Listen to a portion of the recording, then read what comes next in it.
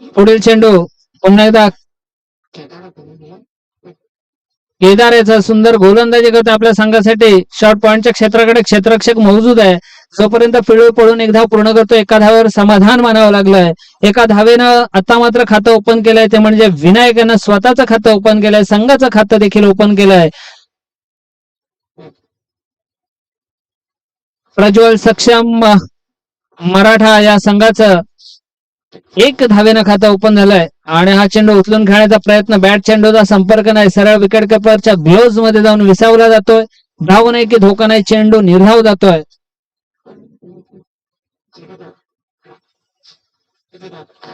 गेल्या वर्षी आमचे सहस्नेही झालेले सीबी दादा अर्थात चंद्रकांतजी ठाकूर यांनी आपल्या राम कमिटीसाठी तसेच मला समालोचन करतोय म्हणून मला देखील खूप खूप शुभेच्छा दिल्या, त्याबद्दल अगदी मनापासून धन्यवाद. असाच नितांत प्रेम तुमचा आमच्यापर्यंत राहो ही ईश्वरचरणी प्रार्थना करतो आणि नक्कीच मी ईश्वराकडे नक्कीच आपल्याला उदंड आयुष्य लाभो याची विनवणी नक्की करणार आहे, तेव्हा मात्र शंका नाहीये. खूप खूप धन्यवाद आणि असाच प्रेम सदैव राहो. आणि हा उचलून खेळाय चेंडू, मोठा फटका, आर पार सीमा पार षटकार.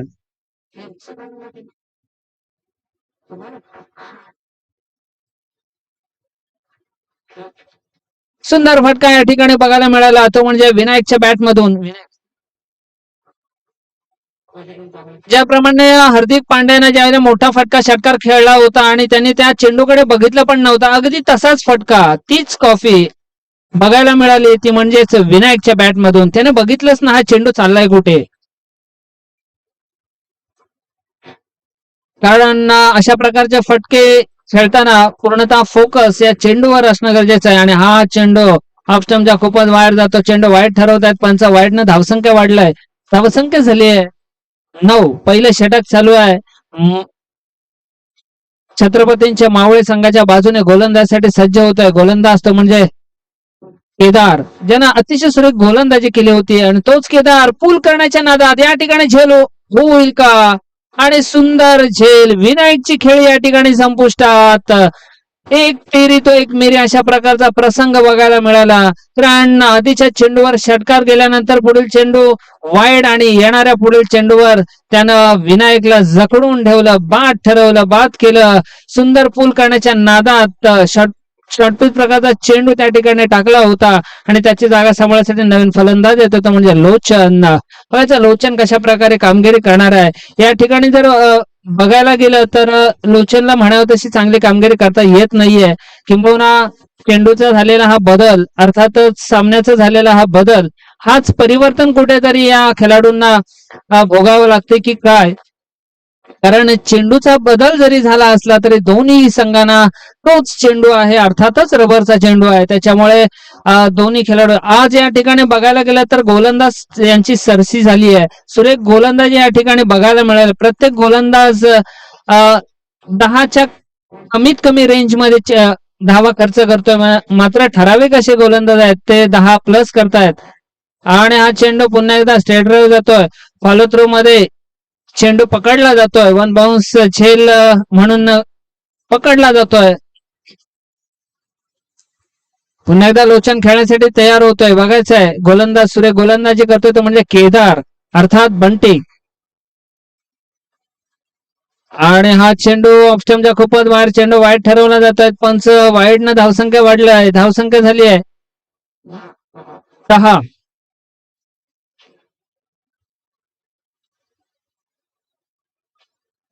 पुन्हा एकदा बंटी गोलंदाजीसाठी सज्ज होते, खेळण्यासाठी तयार होते. फलंदाज तो म्हणजेच योगेश,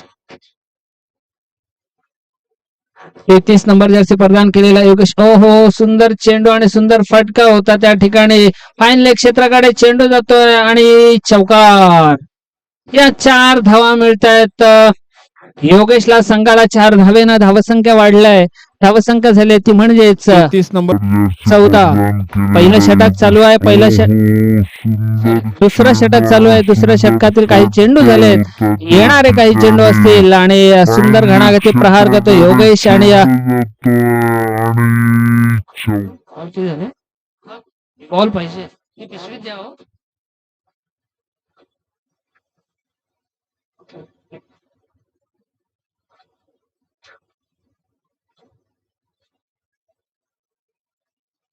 योगेश खेळासाठी तयार होतोय. बघायचं बंटी कशा प्रकारे गोलंदाजी करणार आहे.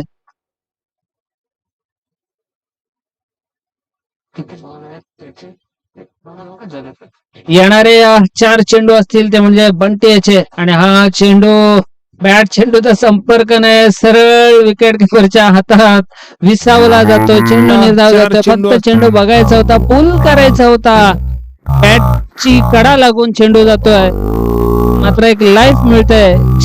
विकेट किपरनं हा का झेल पकडला असता समीकरण बदललं असतं, मात्र तसं नव्हतं. पुन्हा एकदा बंटी गोलंदाजीसाठी सज्ज होतोय. हा हा हा सुंदर चेंडू, मात्र ऑफस्टमच्या खूपच बाहेर जाणारा चेंडू वाईट ठरवतायत.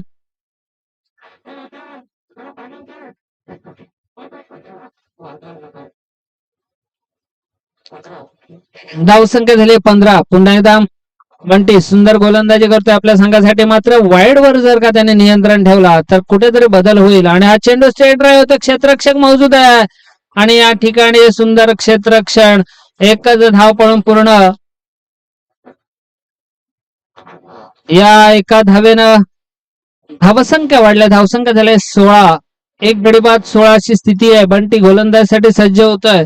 जर का त्या बंटी याचं जर वाईड वर नियंत्रण असेल तर सुंदर गोलंदाजी आहे असं तरी मी म्हणेन, मात्र या ठिकाणी वाईड वर कोणतंच नियंत्रण ठेवत नाहीये. आतापर्यंत त्यांना 2 वाईड चेंडू फेकलेत आणि एक मात्र चौकार त्याने बहाल केलाय, खर्च केलाय. पुन्हा एकदा सुंदर चेंडू, बॅटचे एज लागून थर्डमॅन कडे चेंडू जातोय आणि जोपर्यंत फील्ड पळून ना 2 धावा पूर्ण करतोय, 2च धावांवर समाधान मानावं लागतंय. या 2 धावेनं धावसंख्या वाढली. धावसंख्या झाली 18.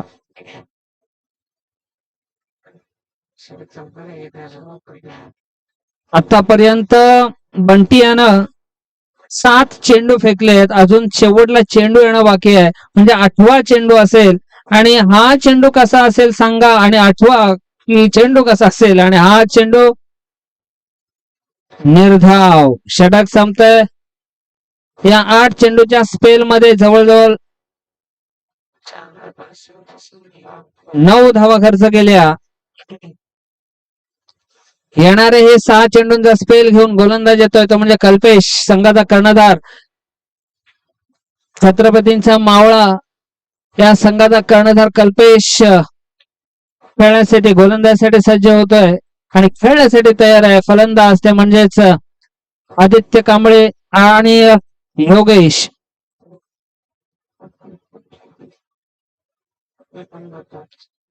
सॉरी, लोचन कांबळे. लोचन आणि योगेश अशी बिन्नीची जोडी मैदानात. कल्पेश आता पुढील चेंडू, पहिला चेंडू भिरकावून देतो पूल करण्याच्या नादात. त्या ठिकाणी सुंदर आणि सोपा झेल सोडला जातोय. कल्पेश आता पुढील चेंडू,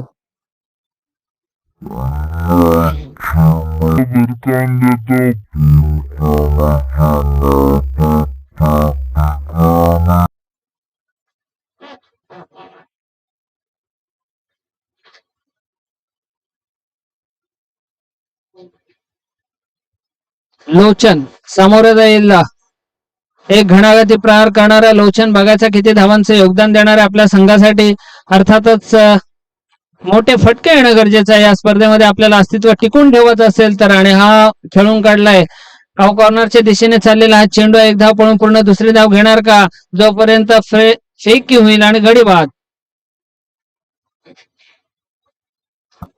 एक धाव पळून पूर्ण. दुसरी धाव घेण्याचा नाहक मोह धावबाद झाला आणि धावसंख्या ती फक्त टिकून ठेवत असेल तर. आणि हा खेळून काढलाय. नवीन फलंदाज येतो तो म्हणजे शुभम मोरे. शुभम मोरे देखील रोट या संघातून खेळणारा खेळाडू आहे. त्याप्रमाणे निशी कर्णेकर, निशी कर्णेकर, राणा मोरे, शुभम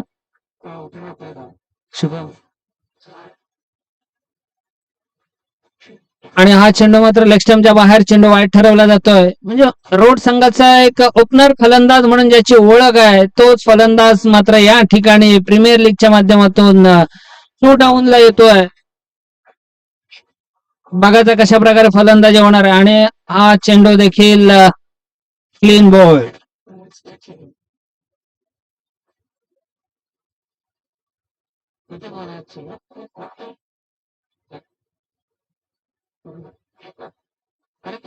लगेच पंकज खूप उशिराने का होईना पंकजला संधी मिळते. एक डावखुरा शैलीदार फलंदाज. बघायचं आहे पंकज कशा प्रकारे फलंदाजी करणार आहे आपल्या संघासाठी.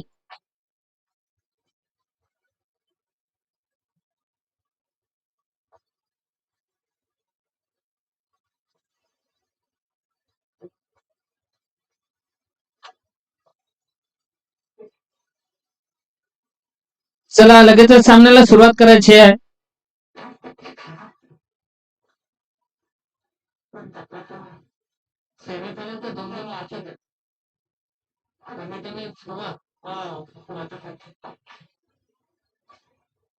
कल्पेश अतिशय सुरेख गोलंदाजी करतोय. आपल्या संघासाठी धावसंख्या स्थिर आहे ती म्हणजे फक्त 21. गडीबाद झाले 3 गडीबाद 21 अशी स्थिती आहे. सुंदर कमबॅक करतोय. आतापर्यंत 3 धावा खर्च करून एक महत्वपूर्ण गडीबाद केलाय तो म्हणजे कल्पेशने देखील वाईट चेंडूवर नियंत्रण ठेवायला हवंय.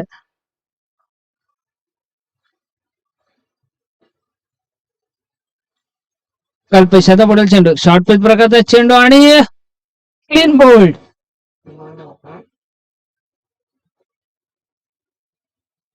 पंकज देखील बाद होतोय. सुंदर गोलंदाजी या ठिकाणी बघायला मिळाली ती म्हणजे कल्पेशाची. कारण कल्पेशचा पहिला सामना जर तुम्ही बघितला असाल तर पूर्णतः निराशजनक कामगिरी होती कल्पेशाची. कारण गोलंदाजीच्या जोरावर भरपूर धावा खर्च केल्या होत्या. त्याच्यानंतर फलंदाजीच्या जोरावर शून्यावर बाद झाला होता. त्याच्यानंतर कल्पेशने जो का कमबॅक केलाय तो आपल्या संघासाठी आपल्या स्वतःच्या नावासाठी आणि आपल्या संघ मालकांसाठी सुरेख कामगिरी करतोय तो म्हणजे कल्पेश.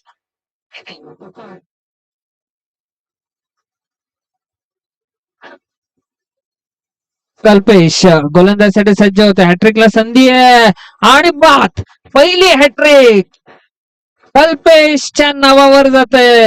लगातार 3 चेंडूवर गडी बाद करण्याचा मान मात्र मिळवतोय तो म्हणजेच कल्पेश मोरे. अतिशय सुरेख गोलंदाजी. कारण आधीचा सामना जर बघितला तर पूर्णतः निराश केला होता आणि त्याच्यानंतर मनाचा आत्मविश्वास त्याने वाढवला. बी पॉझिटिव्ह राहिला आणि येणाऱ्या प्रत्येक सामन्यामध्ये चांगली कामगिरी केली. आणि ही कामगिरी स्वतःची जरी होत असली तरी मान आणि सन्मान हा आपल्या संघ मालकाचा असतो आणि संघ मालकाचा मान सन्मान होणार आहे हे त्याला माहित होतं. आपल्या संघ मालकाला नाखुश करायचं नाहीये. आपल्या संघ मालकाचं नाव काय?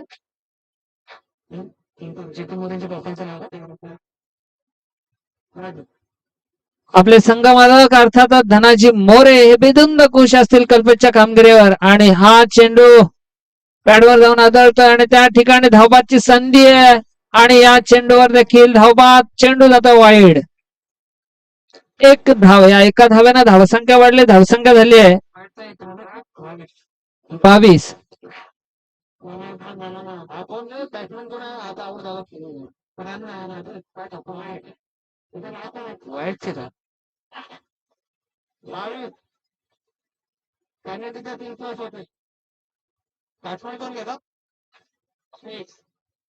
वाढतील उलट है ना.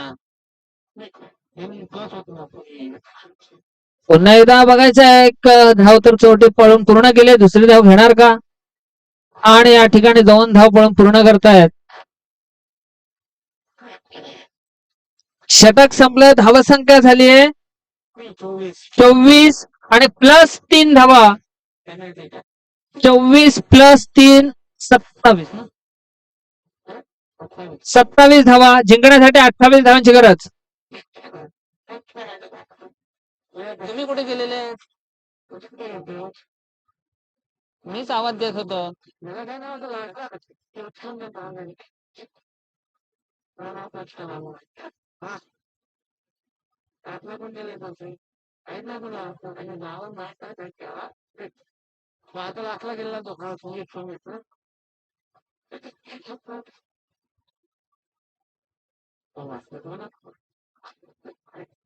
त्याच्यानंतर कुठला आहे सेमीफायनल आहे ना याच्यानंतर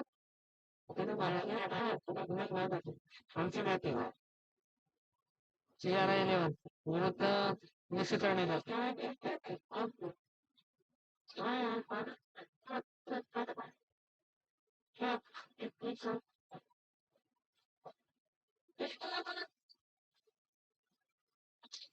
याच्यानंतर होणारा सामना आहे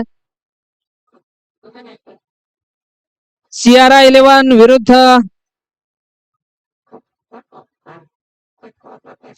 आर्विक एक भगवे वादळ.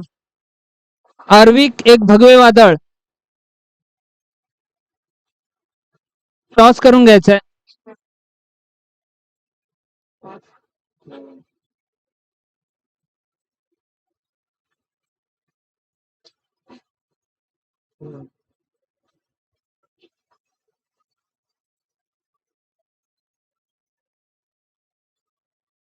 अठ्ठावीस.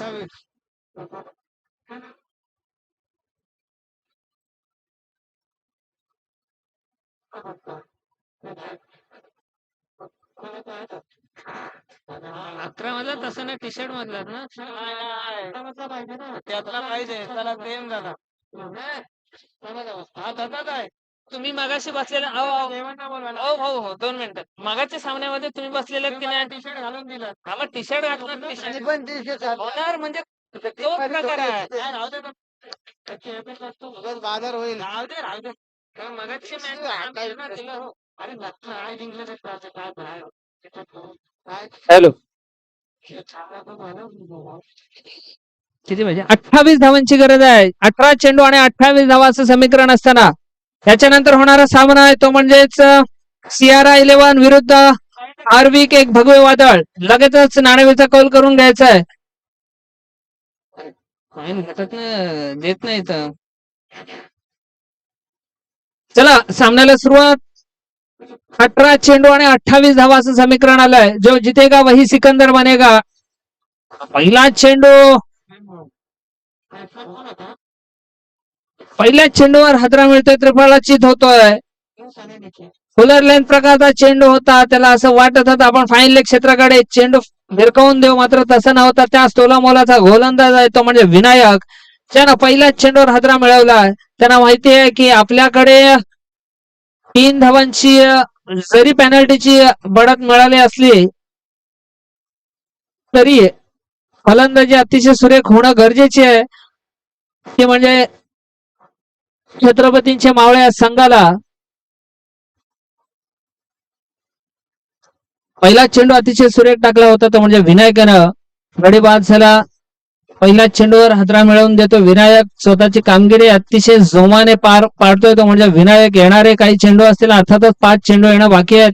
जिंकण्यासाठी 28 धावांची गरज आहे. पेनल्टी लागली होती ती प्लस झाली आहे त्याच्यामुळे 28 धावा या जिंकण्यासाठी उभ्या राहिल्यात.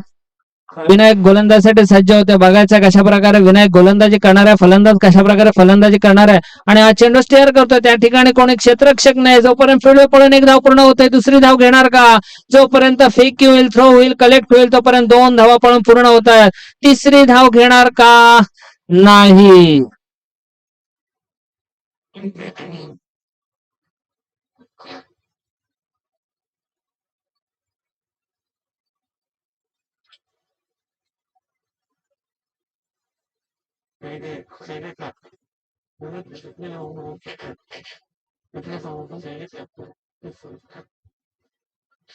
पुन्हा एकदा विनायकाचा पुढील चेंडू सुंदर चेंडू आणि सुंदर फटका नेत्रदीपक फटका आर पार सीमा पार षटकार. या 6 धावा मिळतात छत्रपतींच्या मावळ्यांना. या 6 धावा मिळतात फलंदाज केदारला. सुंदर फटकेबाजी या ठिकाणी केदारची. 2 चेंडूंचा सामना करता क्षणी 8 धावा आपल्या नावावर केल्या. पहिल्या चेंडूवर विकेट जरी गेला असला तरी देखील एक आत्मविश्वास घेऊन फलंदाजासाठी आलेला छत्रपतींचा मावळा आणि छत्रपतींचा मावळा काहीही करू शकतो हे त्याने दाखवून दिलंय. तो म्हणजेच केदार. केदार यानं मात्र षटकाराने दार उघडं केलंय. आपल्या संघाच्या विजयासाठी खूप मेहनत घेतोय. लढेंगे तो जितेंगे अशी भूमिका मनात ठेवून या ठिकाणी फटका सुंदर होता आणि तेवढंच चाणाक्ष क्षेत्ररक्षण. सुंदर दाद द्यावी लागेल त्या क्षेत्ररक्षकाला की ज्यानं 2 धावा तरी वाचवल्यात आणि या चेंडूवर मात्र एकही धाव खर्च केली नाहीये. अन्यथा हा चौकार देखील गणला असता. मात्र या ठिकाणी सुरेख क्षेत्ररक्षण, एकही धाव खर्च केली नाही आणि हा चेंडू उचलून खेळलाय. पुन्हा एकदा आरपार सीमापार मोठा फटका, षटकार. या 6 धावेनं धावसंख्या आकार घ्यायला लागले, धावसंख्या वाढायला लागली आहे. पहिलं षटक एकही चालू धाव असताना धावसंख्या झाली ती म्हणजेच 14.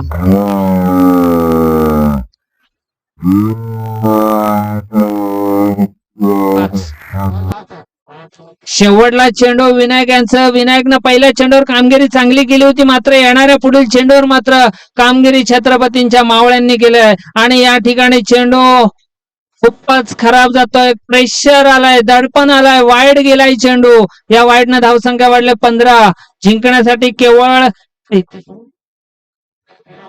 28 धावांची गरज होती आणि या 28 धावांमध्ये जवळजवळ 14 धावा जमा केल्यात आणि आता पुन्हा एकदा वाईड. आधीच्या सामन्यामध्ये कल्पेशानं विकेटची हॅट्रिक करणारा एकमेव गोलंदाज कल्पेश मोरे आणि त्याच्यानंतर व्हाईटची हॅट्रिक करेल का तो म्हणजे विनायक. बघायचा येणारा पुढील चेंडू वाईड असेल का, कारण लगातार 2 चेंडू वाईड गेलेत. विनायक थोडा प्रेशर मध्ये, टेन्शन मध्ये आणि हा चेंडू सुंदर चेंडू आणि अशा रीतीनं षटक संपलं. पहिलं षटक समाप्तीनंतर धावसंख्या झाली ती म्हणजे 16. 6 चेंडू मागे 16 धावा आणि 1 गडी बाद केले. सुंदर गोलंदाजी म्हणावे लागणार नाही, कारण सुरुवातीला गोलंदाजी अतिशय सुरेख झाली. मात्र घणाघाती प्रहार करत केदारनं मात्र सुंदर 2 षटकार लगावले. त्या 2 षटकारांच्या साह्यानं का होईना धावसंख्या 14 जमा केली आहे स्वतःच्या नावावर आणि धावसंख्या संघाची झाली ती म्हणजेच 16. 1 गडी बाद 16.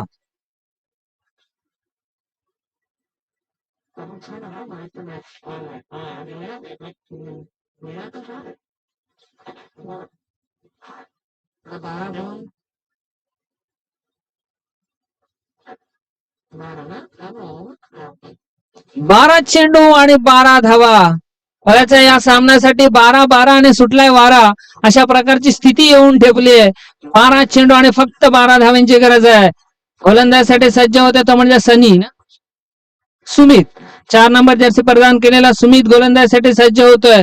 डावखुरा शैलीदार फलंदाज ज्यानं गोलंदाजच्या जोरावर हॅट्रिक मिळवणारा गोलंदाज तो म्हणजे कल्पेश मोरे आणि या ठिकाणी चेंडू खेळून काढलाय. सुंदर क्षेत्ररक्षण होते त्या ठिकाणी. 2 धावा पळून पूर्ण करते. 2 धावेनं स्वतःचं खातं ओपन करतो तो म्हणजे कल्पेश मोरे. सुंदर कमबॅक करतोय आपल्या संघाचा कर्णधार म्हणून ज्यांच्यावर जबाबदारी आहे अशा प्रकारचा हा फलंदाज अर्थात कल्पेश. आणि हा चेंडू अतिशय खराब आउट ऑफ क्रीज जातोय. वाईड चेंडू गणला जातोय. मला असं वाटत होतं की आउट ऑफ क्रीज आहे किंबहुना नो चेंडू दिला जाईल, मात्र तसं न होता या ठिकाणी वाईड म्हणून गणला गेला आणि वाईड न धावसंख्या वाढली. धावसंख्या झाली आहे 19. पुन्हा एकदा सुमित आणि हा चेंडू आडव्या पट्ट्याने खेळण्याचा प्रयत्न. त्या ठिकाणी थोडासा फंबल झालाय क्षेत्ररक्षक.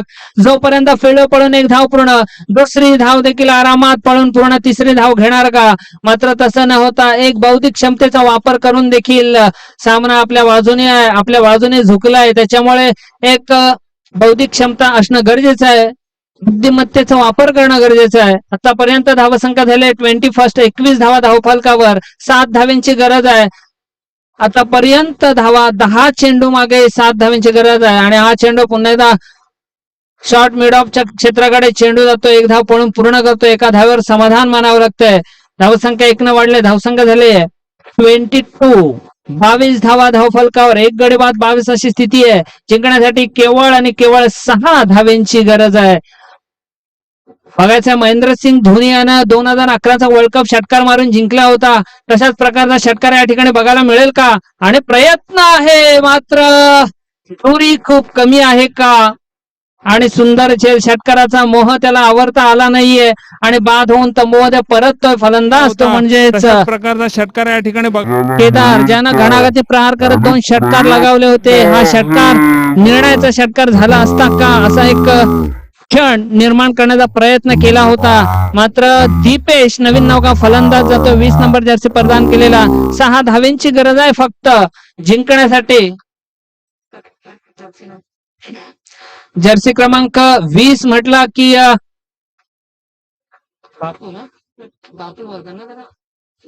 बापू अर्थातच अक्षर पटेल, दिल्ली कॅपिटल्सचा कर्णधार, याचा जर्सी क्रमांक 20 याला लाजवेल असा जर्सी क्रमांक प्रदान केलेला फलंदाज आलाय तो म्हणजेच दीपेश.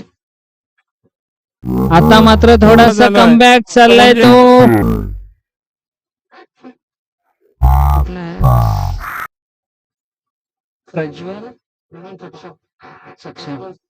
प्रज्वल सक्षम या संघाचा आणि या ठिकाणी सूर्यकुमार यादव याला लाजवेल असा फटका खेळण्याचा प्रयत्न अंगी आलाय आणि त्या ठिकाणी दीपेश बाद झालाय. बॉल टू रनचा जर विचार केला असता तरी देखील एकेरी दुहेरीवर भर घालून सामना आपला जिंकत होता.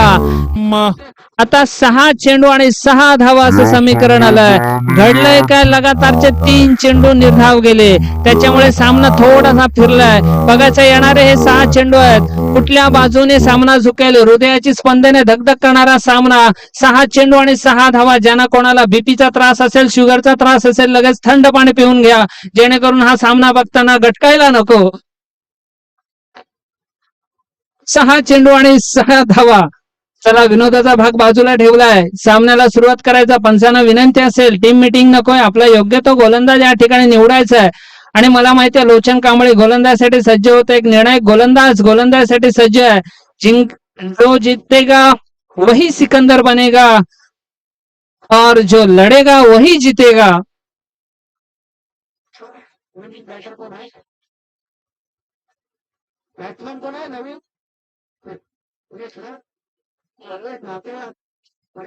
बघायचंय जो डावखुरा शैलीदार कल्पेश फलंदाजसाठी सज्ज होते. 6 चेंडू आणि 6 धावा असं समीकरण आलंय. मोठा फटका मारतील की संयमाने खेळतील. प्रत्येक चेंडूवर 1 धाव जरी काढली तरी सामना आपल्या बाजूने झुकणार आहे.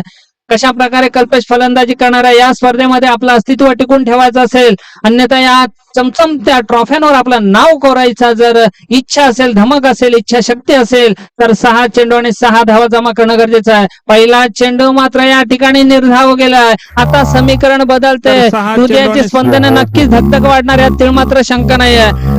छत्रपतींचे मावळे कुठेतरी हताश होत आहेत का, निराश होत आहेत का, कारण त्यांच्या प्रतिस्पर्धी आहे तो म्हणजेच प्रज्वल सक्षम मराठा. कारण मराठ्यांची साथ आहे म्हणून तर छत्रपती शिवरायांना एक प्रेरणा मिळायची. लगातार 2 चेंडू दोन्ही चेंडू निर्धाव जात आहेत.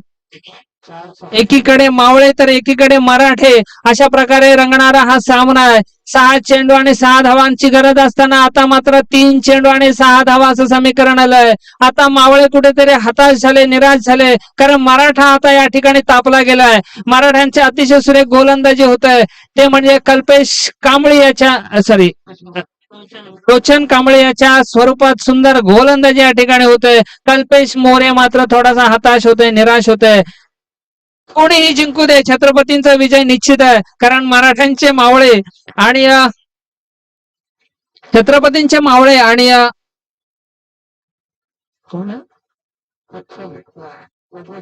प्रज्वल सक्षम मराठा यांच्यात चालू असलेली ही लढत आता 5 धाव्यांची गरज आहे.